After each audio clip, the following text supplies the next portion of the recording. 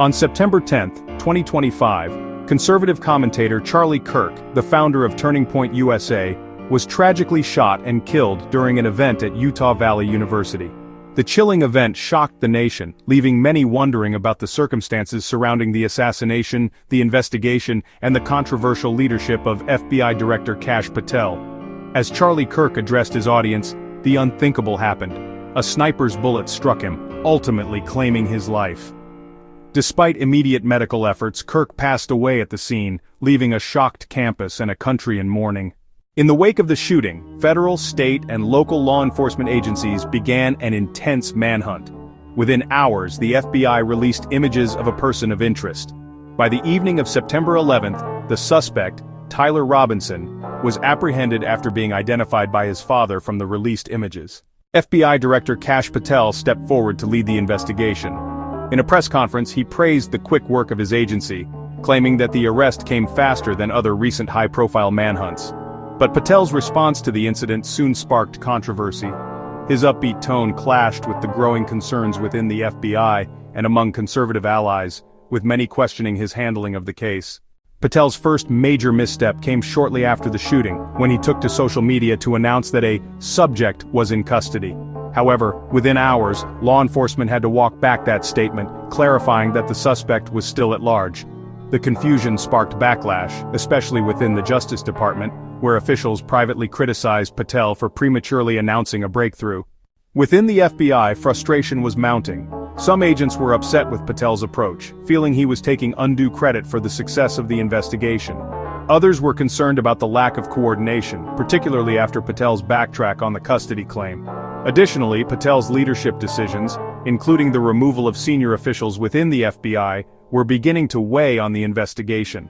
These moves had sparked concerns about the agency's capability to handle a case of this magnitude. Criticism also mounted over delays in the release of critical evidence. Initially, the FBI held off on releasing the images of the shooter to the public, which many experts felt could have helped expedite the manhunt. Furthermore, it wasn't until late Thursday that the rifle used in the shooting was handed over to the Bureau of Alcohol, Tobacco, Firearms, and Explosives for analysis. Kash Patel's appointment to lead the FBI was controversial from the start. A staunch ally of former President Donald Trump, Patel was considered by many to be a political figure, not a seasoned law enforcement leader. His appointment raised concerns about the future direction of the FBI, especially among his critics, who feared his leadership could undermine the agency's credibility. Over the past few days, conservative circles have become increasingly vocal, questioning whether Patel is the right person to oversee the FBI. Influential figures like Christopher Rufo and Eric Erickson have expressed doubts, pointing to his handling of the Kirk investigation as an example of his shortcomings. Following Kirk's death, the political fallout was swift.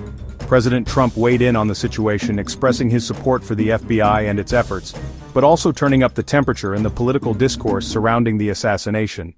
Meanwhile, Utah Governor Spencer Cox called for a de-escalation of tensions, urging the country to focus on healing rather than political division. As the investigation continued, further missteps seemed to pile up. Leaked information suggested that there were engravings on the ammunition believed to be linked to the shooter, including references to anti-fascist ideologies and even transgender symbols.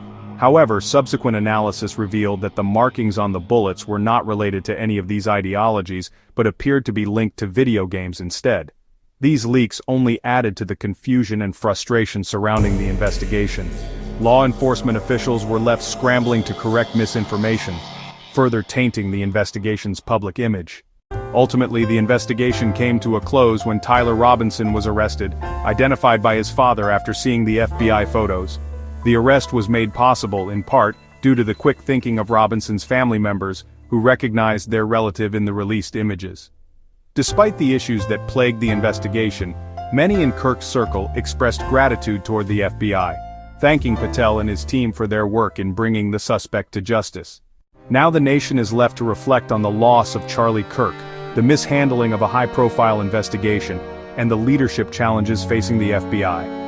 While the investigation may have concluded, the questions about Patel's leadership and the future of the agency are far from over. As we process the tragedy of Charlie Kirk's assassination, we are reminded of the importance of effective leadership, transparency, and accountability in times of national crisis. The fallout from this case will undoubtedly reverberate in political circles for months, if not years, to come.